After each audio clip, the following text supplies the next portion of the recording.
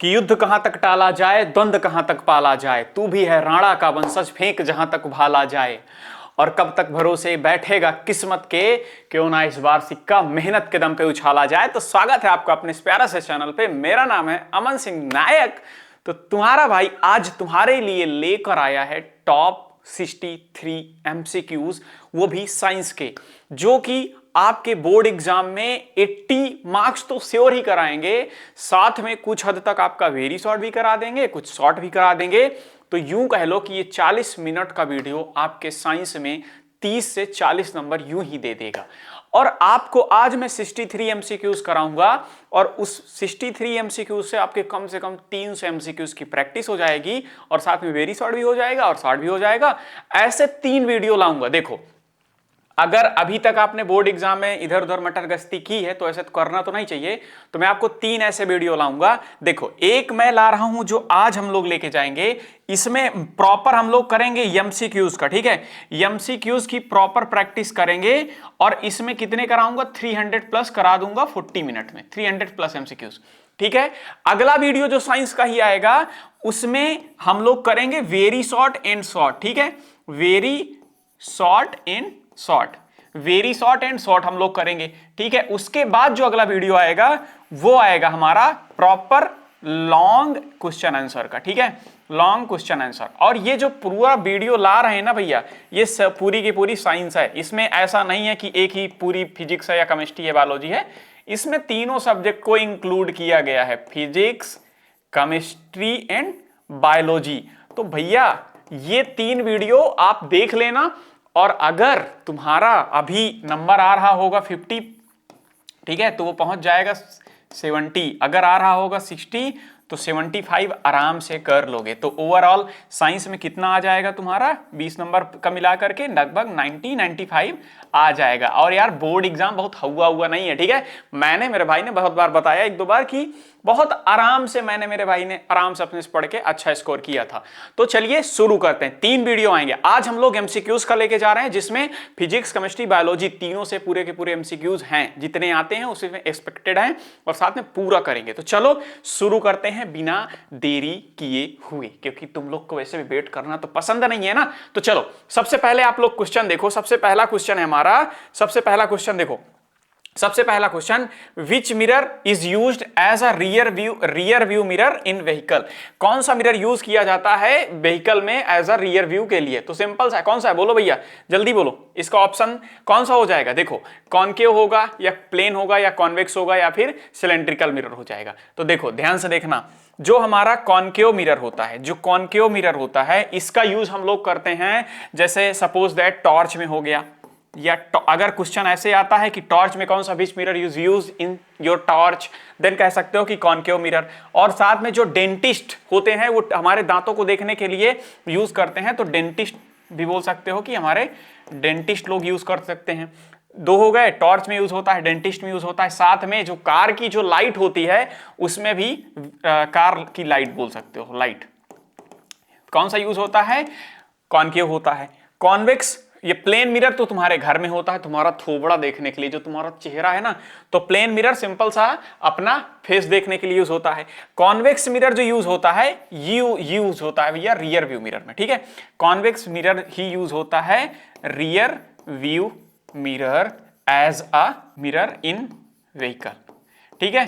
कौन सा mirror use करते हैं हम लोग, कॉन्वेक्स मिरर यूज कर सकते हैं किस में, रियर व्यू, मतलब रियर व्यू देखने के लिए, इमेज को प्रॉपर देखने के लिए। अगला क्वेश्चन आ जाता है, तो देखो अगर इसमें से देखो तो कितने क्वेश्चन बने, 3 बने। अगर कॉनकेव मिरर का यूज पूछता है कि टॉर्च में किस टाइप का मिरर यूज होता है, तो आप आंख बंद करके बोल देना कि कॉनकेव मिरर यूज होता है टॉर्च में, डेंटिस्ट लोग यूज करते हैं हमारे दांतों को देखने के लिए, और साथ में जो हमारे कार की लाइट होती है उसमें भी यूज होता है। प्लेन मिरर हम लोग अब घर में अपना चेहरा देखते हैं, कॉन्वेक्स मिरर से जो हमारा व्हीकल है उसका रियर व्यू के इमेज देखने के लिए, क्योंकि कॉन्वेक्स मिरर कैसी इमेज बनाता है, इरेक्ट इमेज बनाता है, तो पीछे की पूरी अच्छे से दिख जाएगी, तो पीछे कौन है पता चल जाएगा। नेक्स्ट क्वेश्चन हमारा आ जाता है बाबू भैया, नेक्स्ट क्वेश्चन आता है, नेक्स्ट देखो, when an object is placed at the focus of a concave mirror the image formed is. 5 condition proper होती है 6 कंडीशन, बट 5 ऐसे होती है। देखो, कॉनकेव मिरर है तो ऐसे बना के समझो ना, ये हमारा हो गया कॉनकेव मिरर। कॉनकेव मतलब गुफा वाले पार्ट से क्या हो रहा है, उसका रिफ्लेक्शन होगा। ऐसे हमारा एक ऑब्जेक्ट यहाँ पे सपोज दैट हमने सेंटर ऑफ कर्वेचर ले लिया, यहाँ पे एफ ले लिया। अगर हमने यहाँ पे ऑब्जेक्ट रखा तो ये कुछ यूं जाती थी, फिर यूं, ठीक है, यूं होते हुए ऐसे। तो इमेज हमारी कहाँ बनती थी इसकी इमेज बनती थी इन्फिनिटी में, ठीक है। कहां पे, अगर फोकस में हमारा रखा है ऑब्जेक्ट तो इमेज कहां बनेगी, इन्फिनिटी में। अब इसकी कुछ कंडीशन देख लो, जैसे एक तो आपने जान ली, अब और देखो, ध्यान से देखना। अगर हमारी इन्फिनिटी में ऑब्जेक्ट रखा है, इन्फिनिटी, ठीक है, तो हमारी इमेज कहां बनती थी, फोकस में बनती थी। ये सी हो गया, ये एफ हो गया। तो जब इन्फिनिटी से ऐसे रेस जाती थी, ऐसे ऐसे, तो ऐसे नहीं, एक सेकेंड ना, ऐसे है, तो ये इमेज जो हमारी यहां से जा रही है ऐसे करके और ऐसे करके, तो इमेज हमारी कहां पे बनती है, फोकस पे बनती है। अगर इन्फिनिटी में है तो फोकस में बनती है। अब सेंटर ऑफ कर्वेचर के पीछे अगर है तो कहां पे बनती है, सेंटर ऑफ कर्वेचर के पीछे अगर है तो हमारी सेंटर ऑफ कर्वेचर के यहां पे बनती है। और अगर फोकस में है, अगर फिर सेंटर ऑफ कर्वेचर है तो सेंटर ऑफ कर्वेचर पे बनती है। और इसके बीच में है तो सेंटर के पीछे बनती, कर्वेचर के पीछे बनती थी। और फोकस में तो इन्फिनिटी में, और फोकस इसके बीच में है तो इधर बनती थी। अगर ट्रिक याद करनी है तो ट्रिक देख लो, सिंपल सा एक ट्रिक बता रहा। जैसे देखो, ये है, ये हमारा हो जाता है पोल, सपोज ये हमारा हो गया फोकस, ये हो गया हमारा सेंटर ऑफ कर्वेचर, और ये कंडीशन हो गई इन्फिनिटी की। तो ऐसे करके रखो, यहां पे 1 रख लो, यहां पे क्या करो, यहां पे 1 रखो, 1, यहां पे मान लो 1 कंडीशन, यहां पे सेंटर ऑफ कर्वेचर के पीछे 2 मान लो, 3 मान लो centre of curvature, centre of curvature focus के बीच में 4 मानो, फोकस में 5 मानो, फोकस और पोल के बीच में 6 मानो, तो 6 की इमेज तो इधर बनेगी, ठीक है। अगर फोकस और पोल के बीच में रखी तो इमेज किधर बनेगी, पीछे बनेगी। अगर, लेकिन अगर फोकस पे रखी है, अब ध्यान से देखना, ये कर दिया 1 2 3 4 5, अब यहां से 1 2 3 4 5, बस 1 वाले की इमेज ये 1 है, ये 1 है, तो इसकी इमेज कहां बन रही है, 5 पे। अगर 5 पे है तो यहां पे बन रही है ये, अगर ये 5 में रखी है तो कहां पे बन रही है, इन्फिनिटी पे। अगर ये 2 है तो 2 की इमेज कहां पे बन रही है, सेंटर ऑफ कर्वेचर से पीछे, तो सेंटर ऑफ कर्वेचर और फोकस के बीच में बन रही है। सेंटर ऑफ कर्वेचर में तो सेंटर ऑफ कर्वेचर में ही बनी है, और सेंटर ऑफ कर्वेचर और फोकस के बीच में है तो फोर्थ, मतलब सेंटर ऑफ कर्वेचर के पीछे बन रही है। ये इसकी ट्रिक हो जाती है। तो अगर हमारा ऑब्जेक्ट फोकस पे रखा है कॉनकेव मिरर में तो कहां पे बनेगी, इन्फिनिटी में हमारी इमेज बनेगी। अब ये एक चीज और याद रख लो, बिटवीन एफ और सी के बीच में कब बन रही थी हमारी इमेज, फोकस और, देखो सेंटर ऑफ कर्वेचर और फोकस के बीच में कब बनती है इमेज हमारी, जब सेंटर ऑफ कर्वेचर के पीछे रहती है। तो ये देखो, ध्यान से देखना, अगर फोकस और सेंटर कर्वेचर के बीच में कब बनेगी, when object placed behind centre of curvature, ठीक है। और बिहाइंड द मिरर कब बनेगी, जब पोल एंड फोकस के बीच में होगा। और ये तो हम बता ही दिया, एट द पोल में कभी बनती नहीं इमेज, ठीक है। अब नेक्स्ट हमारा आ जाता है, नेक्स्ट क्वेश्चन देखते हैं बाबू भैया। ऐसे करके देखते जाओ ना, तुम्हारा पूरा क्लियर होता चला जाएगा, साथ में एक अच्छा सा रिवीजन भी होता जाएगा। अब ये देख लो, the SI unit of power of lens. तो सबसे पहले फॉर्मूला देखो, पावर ऑफ लेंस का फॉर्मूला क्या होता है, 1/p = 1/f, the reciprocal of focal length. ये फॉर्मूला होता है। जो p की यूनिट होती है वो हमारी होती है डायोप्टर। तो सिंपल सा, डायोप्टर किसकी यूनिट हो जाती है, पावर की। लेकिन अब सारी यूनिट देख लो, अगर मीटर देखोगे तो फिजिक्स के टर्म में मीटर किसकी यूनिट हो जाती है, मीटर यूनिट होती है फोकल लेंथ की, ठीक है, फोकल लेंथ।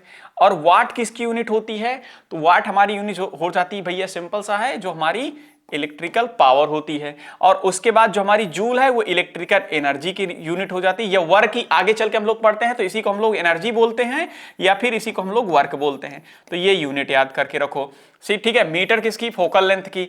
और वाट किसकी, जो हमारा भी पोटेंशियल पावर आगे पढ़ते हैं उसकी हो जाती है। डायोप्टर किसकी हो जाती है, पावर ऑफ लेंस की। जूल किसकी हो जाती है, एनर्जी या वर्क की हो जाती है। अब नेक्स्ट हमारा आ जाता है refractive index of medium has unit metre, unit second, no unit, unit dioptre. तो इसकी कोई यूनिट नहीं होती है, क्योंकि अगर देखोगे तो रिफ्रैक्टिव इंडेक्स का फॉर्मूला क्या होता है भैया लोग, क्या होता है रिफ्रैक्टिव इंडेक्स का। अगर आप फॉर्मूला देखोगे तो सिंपल सा, फर्स्ट मीडियम में स्पीड एंड सेकंड मीडियम में रहता है। तो स्पीड हमेशा मीटर में रहती है, और मीटर में तो ये कट जाता है, तो इसमें ऐसे बोल सकते हो कि कोई यूनिट ही नहीं होती है। तो refractive index of a medium has no unit. Next हमारा क्वेश्चन आता है, यहां पे क्वेश्चन देखो, the focal length of a concave mirror is taken. अगर कॉनकेव मिरर उसकी फोकल लेंथ लेंगे तो कॉनकेव मिरर कुछ ऐसा होता है, इसका रिफ्लेक्शन इसके लेफ्ट साइड में होता है। अगर राइट साइड में होता है तो सारी चीजें प्लस होती हैं, लेफ्ट साइड में होता है तो निगेटिव। तो इसकी फोकल लेंथ इधर है। तो कॉनकेव मिरर के लिए जो हमारी फोकल लेंथ है वो कैसी होगी, इधर है तो निगेटिव, क्योंकि आप लोग इतना तो पढ़े होंगे, कार्टेशियन साइन तो पढ़े होगे, इधर ये प्लस प्लस होता है और इधर क्या होता है, ये माइनस, ये प्लस होता है और इधर ये माइनस माइनस होता है और इधर ये प्लस माइनस होता है, ऐसे करके होता है। तो इधर है, इस वजह से अगर कॉनकेव में देखोगे तो कॉनकेव में क्या होगी, निगेटिव होगी।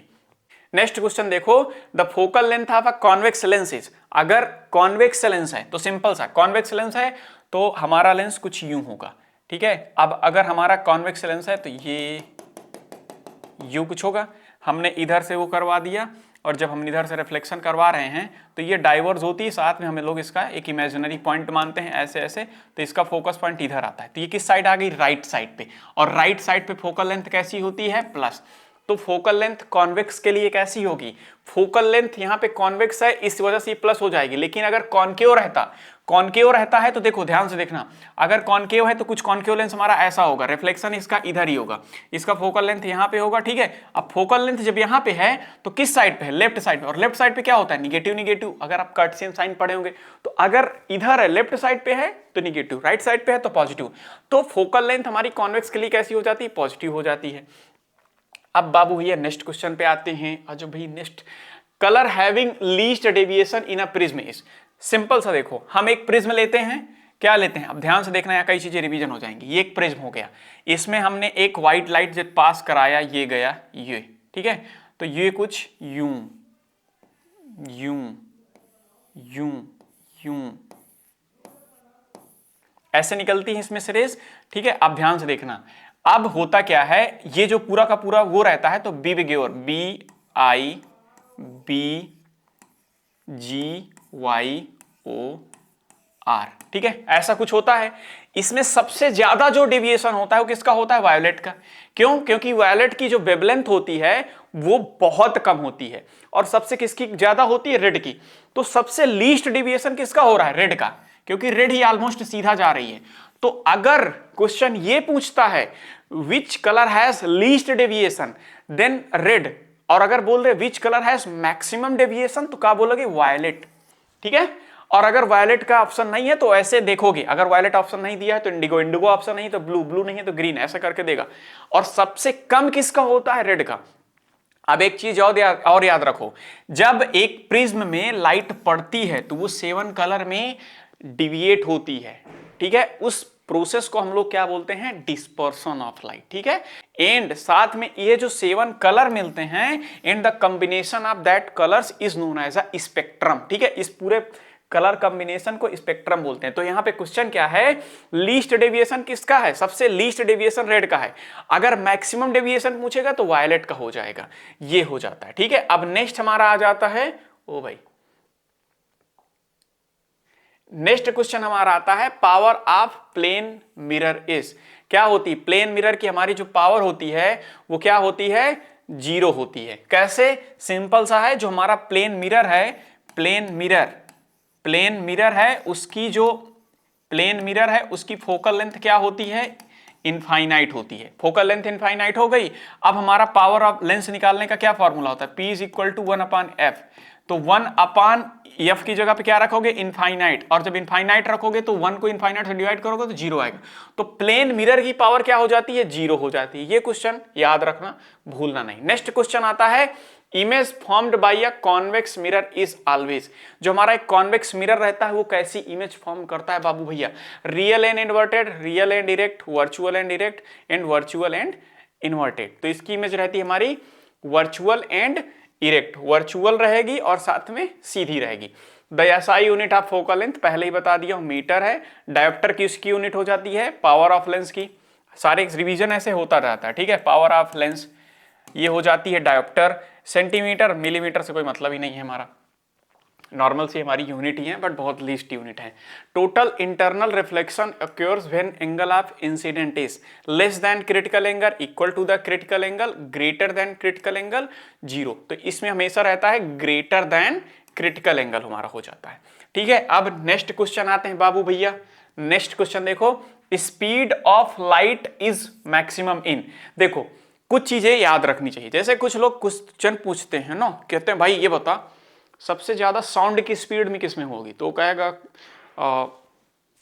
सबसे ज्यादा साउंड की स्पीड हमारी नॉर्मल सा एक फील्ड में होगी, बट ऐसा कुछ नहीं। सबसे ज्यादा साउंड की स्पीड मैक्सिमम होती है, जो साउंड की स्पीड मैक्सिमम होती है वो होती है सॉलिड में। ठीक है, क्यों? क्योंकि साउंड जो हमारा ट्रेवल करता है वो वाइब्रेट के थ्रू ट्रेवल करता है, और वाइब्रेशन के लिए उसको छोटे छोटे मॉलिक्यूल चाहिए। तो सॉलिड के मॉलिक्यूल्स बहुत पास पास में होते हैं, इस वजह से वो बहुत जल्दी ट्रेवल कर जाता है। तो सबसे अच्छी स्पीड साउंड की किस में होती है? सॉलिड में होती है। लेकिन इसका अपोजिट लाइट के साथ होता है। लाइट में क्या होता है? लाइट को ट्रेवल करने से कौन रोकता है?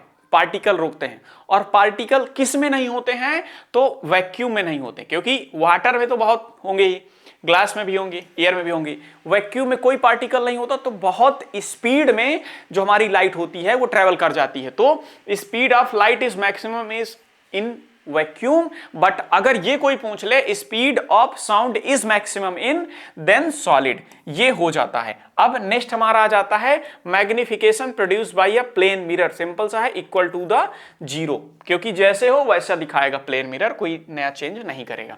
Hypermetropia is corrected by using. Hypermetropia simple सा देखो, हाइपरमेट्रोपिया क्या होता है? जब कोई इंसान है पास की चीज नहीं देख पा रहा है, दूर की चीज देख पा रहा है, तो उसे हम लोग बोलते हैं कि इसे हाइपरमेट्रोपिया हो गया है। तो इस यहां पे लेंस कौन सा यूज करते हैं? यहां पे हम यूज करते हैं कॉन्वेक्स लेंस। और अगर किसी को मायोपिया है तो उसमें से किस मायोपिया है अगर, तो वहां पे कौन सा लेंस यूज होता है? Concave lens. मायोपियम क्या होता है? दूर की चीज नहीं देख पाता, पास की चीज देख लेता है। और हाइपरमेट्रोपियम क्या होता है? पास की चीज नहीं देख पाता, दूर की चीज देख लेता है। तो वहां पे हम लोग कॉन्वेक्स लेंस लगाते हैं, और हाइपरमेट्रोपिया में कॉन्वेक्स, और अगर मायोपिया है तो कॉनकेव लेंस लगाते हैं। नेक्स्ट क्वेश्चन हमारा आ जाता है बाबू भैया, कलर हैविंग मिनिमम वेवलेंथ। अभी जस्ट बताए, सबसे मिनिमम वेवलेंथ जिसकी होती है वही सबसे ज्यादा डेविएट करता है, सबसे ज्यादा घूमता है। जैसे वायलेट की सबसे कम वेवलेंथ होती है, इसीलिए वो सबसे नीचे आता है, घूम जाता है सबसे ज्यादा। और सबसे ज्यादा रेड की होती है, तो रेड एकदम सीधा निकलने की कोशिश करता है। तो सबसे कम किसकी होती है? वायलेट की। और अगर और इसमें कभी पूछ ले, और सबसे ज्यादा किसकी होती है? रेड की सबसे ज्यादा, और वायलेट की सबसे कम हो जाती है। ठीक है, नेक्स्ट क्वेश्चन देखते हैं। Sun appears red at sunrise sunset due to. क्या होता है? जो सन होता है वो सुबह हो जब निकल रहा होता है, जब डूब रहा होता है, तो हमको कौन सा कलर का दिखाई देता है? रेड कलर का। रीजन क्या रहता है? डिस्पर्सन होता है, या रिफ्लेक्शन, या स्कैटरिंग, या फिर रिफ्रैक्शन। इसका हमारा हो जाता है स्कैटरिंग ऑफ लाइट। रीजन क्या होता है? सीधा सा देखो, स्कैटरिंग ऑफ लाइट क्या होता है? जब हमारी वहां से एंटर करता है लाइट, सनलाइट हमारे, सपोज दैट यहाँ पे सन है, अब यहाँ पे हमारी छोटी सी अर्थ है, ये हमारा एटमॉस्फेयर हो जाता है। तो जब यहाँ पे सन की लाइट आती है तो ये स्कैटर करते हैं। स्कैटर मीन्स होता है जब किसी मॉलिक्यूल्स में लाइट पड़ती है तो इधर उधर हो जाती है। इधर उधर होने के बाद जो वायलेट है, जो वायलेट कलर है, उसकी वेवलेंथ कम है, वो सबसे ज्यादा इधर उधर घूम गई। लेकिन जो रेड है वो सबसे स्ट्रॉन्ग है, उसकी वेवलेंथ कम है, तो वो यहीं बचा रहेगा। और यहीं बचा रहेगा तो हमको कैसा दिखाई देता है? सन रेड कलर का। तो ये क्या होता है? स्कैटरिंग ऑफ लाइट होता है। नेक्स्ट क्वेश्चन देखो, splitting of white light into colours is known as a dispersion. ठीक है, जो स्प्लिट कर रही है व्हाइट लाइट इनटू कलर्स में, मतलब कितने कलर में? 7 कलर्स में, तो उसे हम क्या बोलते हैं? डिस्पर्सन।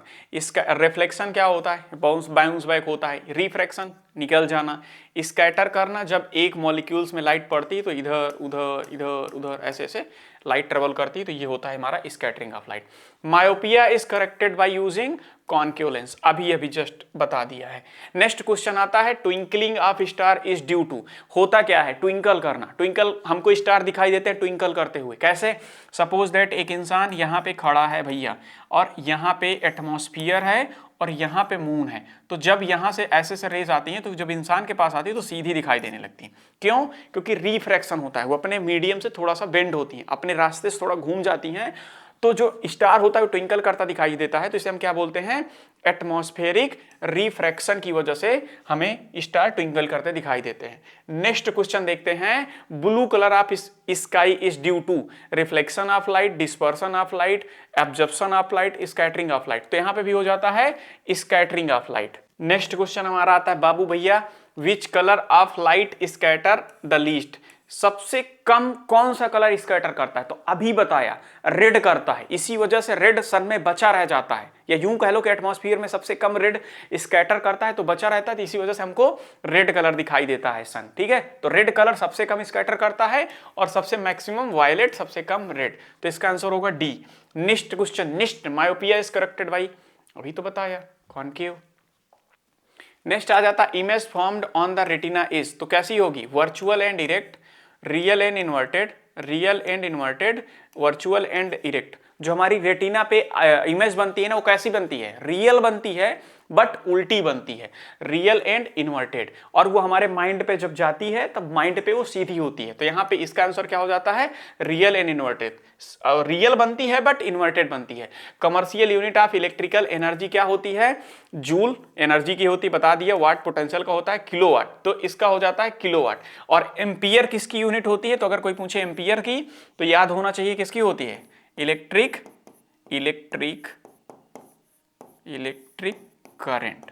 ठीक है, इलेक्ट्रिक करंट यूनिट होती है एम्पियर, किलोवाट हो जाती है हमारी कमर्शियल इलेक्ट्रिक एनर्जी की, वाट हमारी पोटेंशियल जो होता है इलेक्ट्रिक पोटेंशियल, और जूल हमारा इलेक्ट्रिक एनर्जी की। नेक्स्ट क्वेश्चन आता है, voltmeter is connected in series parallel mix non. Voltmeter is connected in series parallel mix non, तो किस में यूज मतलब कनेक्ट किया जाता है, इनको पैरेलल में कनेक्ट किया जाता है। और वोल्टमीटर का यूज होता है करंट को मीजर करने के लिए। SI unit of electric current अभी जस्ट बताया क्या हो जाती है हमारी, इलेक्ट्रिक करंट एम्पियर हो जाती है। ठीक है, ओम किसकी यूनिट होती है, ओम होती है हमारी रेजिस्टेंस की। यहां से देखो वोल्ट किसकी हो जाती है, इलेक्ट्रिक पोटेंशियल या फिर पोटेंशियल डिफरेंस जिसे बोलते हो। एम्पियर इलेक्ट्रिक करंट इसकी हो जाती है। ओम किसकी हो जाती है, रेजिस्टेंस।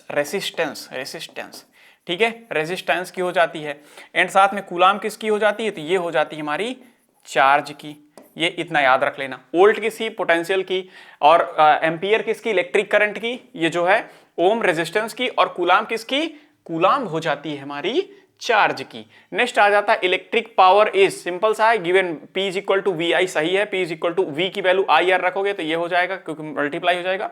देखो एक्चुअल फॉर्मूला क्या होता है, P is equal to V into I, यही होता है हमारा इलेक्ट्रिक पावर।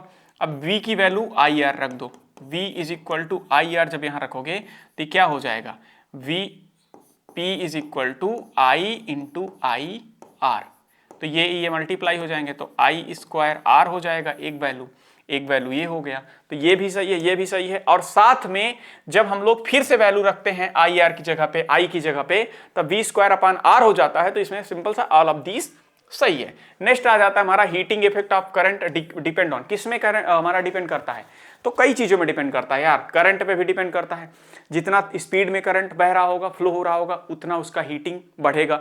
अगर रेजिस्टेंस उसका हाई है तब भी वो हीटिंग ज्यादा करेगा। अगर ज्यादा टाइम तक करंट फ्लो हो रहा है तब भी वो हीट करेगा। इस वजह से ऑल ऑफ दीज हो जाता है। नेक्स्ट क्वेश्चन देखते हैं, resistance of a conductor increase if it's, ठीक है, रेजिस्टेंस आप एक कंडक्टर का रेजिस्टेंस कब इंक्रीज होता है, तो मैंने याद करो पढ़ाया था, अगर एरिया उसका एरिया बढ़ रहा है तो रेजिस्टेंस घटेगा, बट अगर लेंथ बढ़ रही है तो बढ़ेगा। तो एरिया इंक्रीज है तो नहीं, अगर एरिया इंक्रीज हो रहा है तो यार रेजिस्टेंस कम होगा।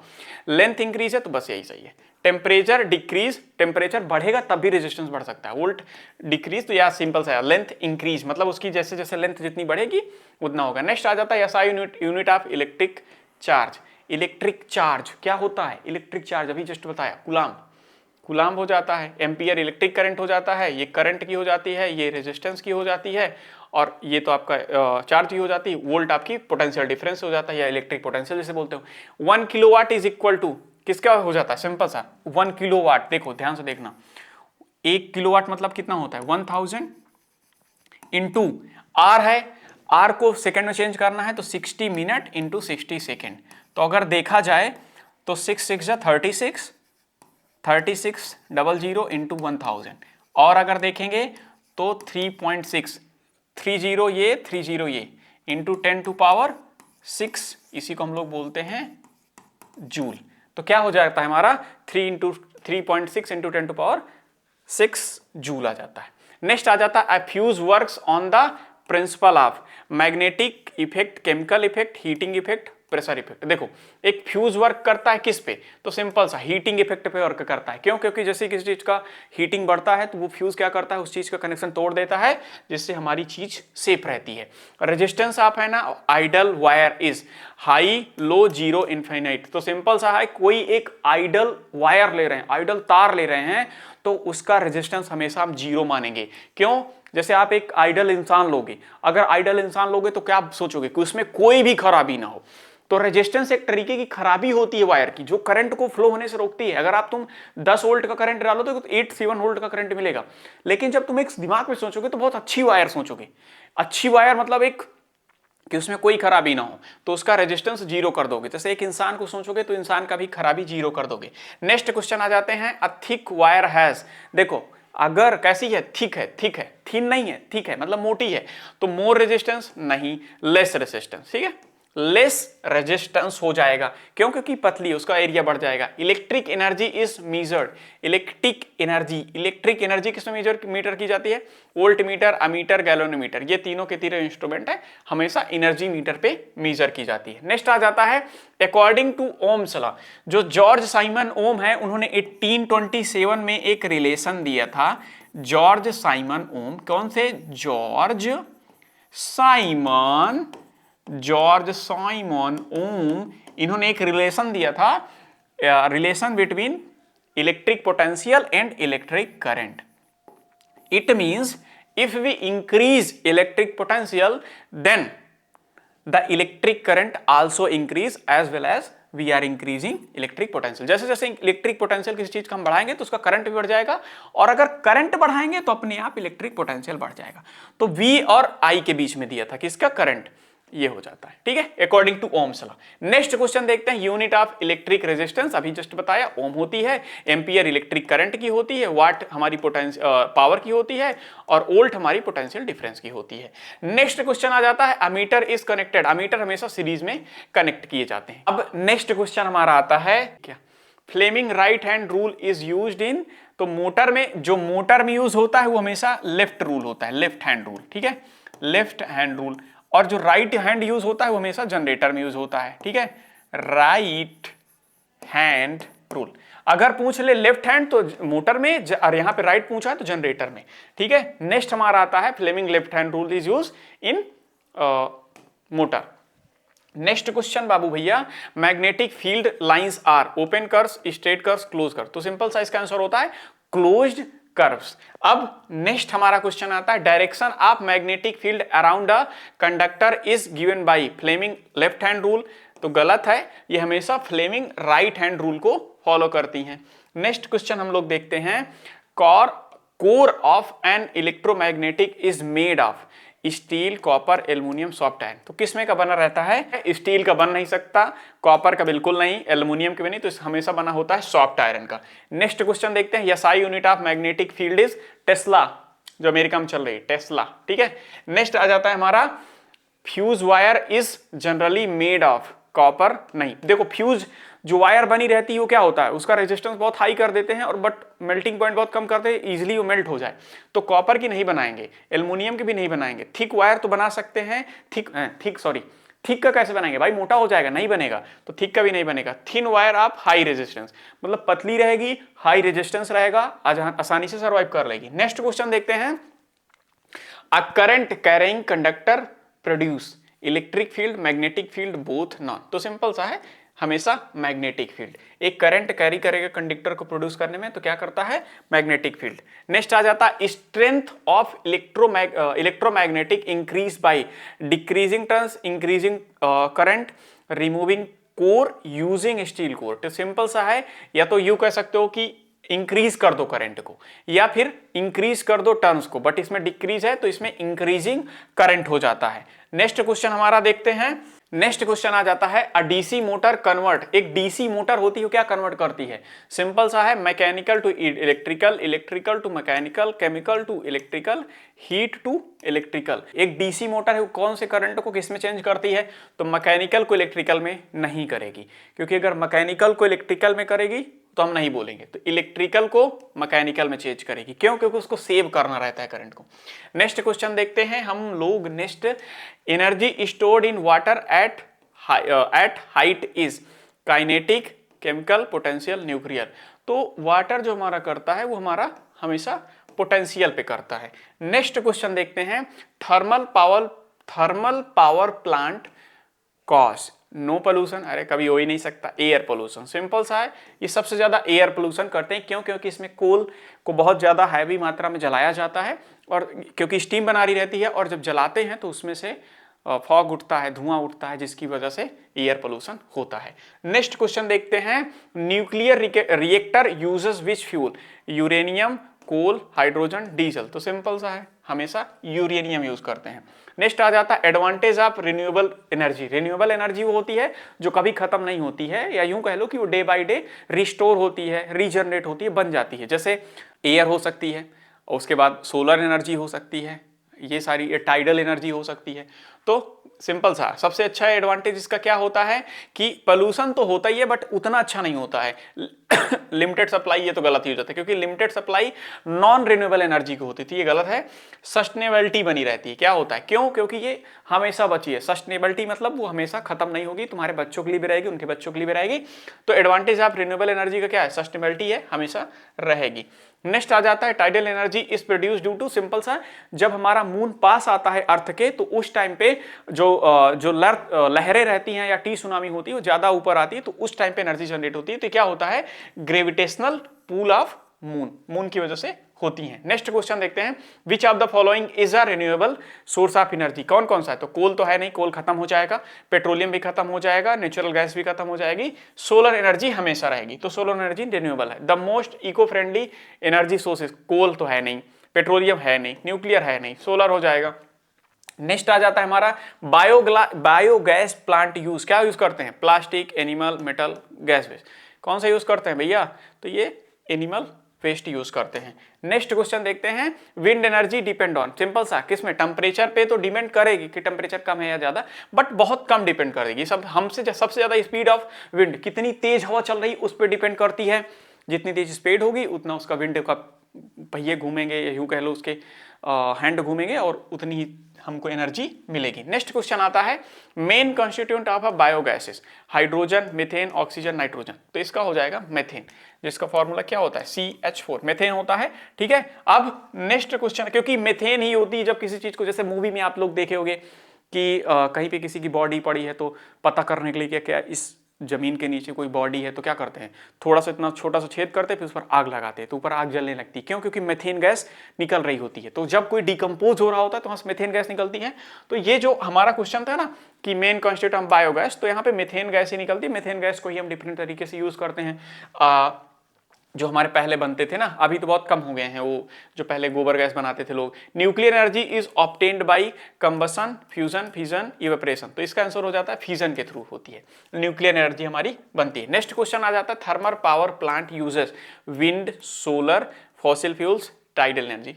थर्मल पावर प्लांट हमेशा फॉसिल फ्यूल यूज करते हैं। नेक्स्ट क्वेश्चन देखते हैं हम लोग, non renewable source of energy is solar, wind, coal, tidal. देखो कौन है नॉन रिन्यूएबल एनर्जी, तो सिंपल सा सोलर तो बनी जाएगा, विंड आ जाएगी, टाइडल, तो इसमें कोल हो जाएगा। नेक्स्ट हमारा आ जाता है बाबू भैया, सोलर सेल कन्वर्ट करता है। सोलर सेल क्या करता है, लाइट लेता है और करंट में चेंज करता है। तो हीट टू इलेक्ट्रिसिटी नहीं करता, लाइट टू इलेक्ट्रिसिटी, मतलब लाइट ले रहा है और उसको इलेक्ट्रिसिटी में चेंज कर दे रहा है, तो that is light electricity, light to electricity change करता है। ये हो जाते हैं हमारे क्वेश्चन, और इतना ही तुम लोग 2-3 बार इसी वीडियो को देख लेना, इतने में आपका हो जाएगा। मिलते हैं नेक्स्ट वीडियो, तब तक के लिए जय हिंद, जय भारत। अगर इसमें कुछ कमी लग रही हो, तुम्हें लग रहा है कि बायो के और क्वेश्चन कराने चाहिए, तो आप बोल देना, मैं 20 से 30 क्वेश्चन का सीरीज लाइक रख के वो भी करा दूंगा। और कल इसका शॉर्ट आंसर का पूरा साइंस का वीडियो आ जाएगा, और उसके अगले दिन लॉन्ग का, फिर उसी दिन SST का भी आ जाएगा, जिसमें आपको पूरे SST के 3 वीडियो में आपका 90% प्लस स्कोर आराम से हो जाएगा, सिर्फ 3 वीडियो देखते 40-40 मिनट के। मिलते हैं नेक्स्ट वीडियो, तब तक के लिए जय हिंद, जय भारत।